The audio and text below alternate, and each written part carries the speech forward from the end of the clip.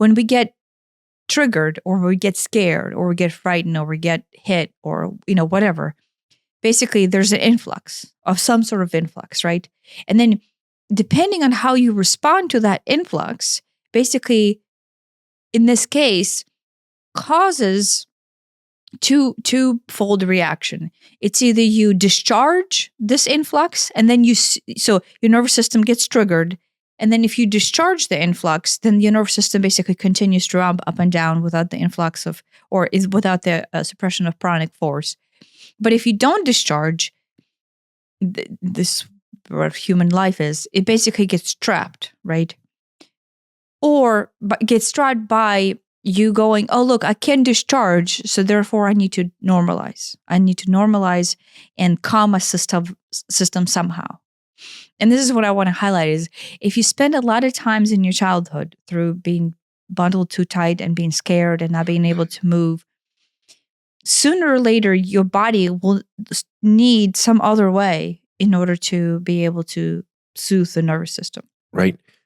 The natural way to discharge is usually through movement. Like if animals, if they get scared, right? Like the example we always hear is a deer. It'll freeze up in the headlights, or it'll run away from a coyote or whatever.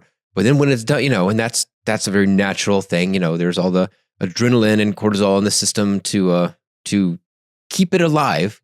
Flight or fight. Or freeze in the case of a deer. And that's fine. That's all natural. There's no getting around that. But then afterward, if you've ever been scared and you have that like adrenaline crash, it's just like, oh, you're literally shaking. You can't help but shake. And that's the natural way to get it out. In fact, what you should do is try to shake more. Literally shake it out. Yeah, up and down, like jumping up and down. Yeah, jumping up and down. Yeah. And the animals, they do that too. After they have some sort of traumatic thing, they shake it out of their system. Yeah. And that releases the, it physically releases the muscle, patterns. And B, it releases the psychic pranic energy associated with this traumatic event. Mm-hmm. But, you don't see very many high-functioning adults running around, jumping around, shaking. You should. You should, but you don't. I tell kids now. Now I know. Like anytime you have any kind of shocking event that just kind of like, even if you fall to begin with, like right, you fall and you stumble, and you have an adrenaline rush. Yeah. And then you kind of disoriented for a while. But then That's the the time. second you come down and you're able to stand up and just kind of do the qigong shake, that is the right thing to do. Yeah.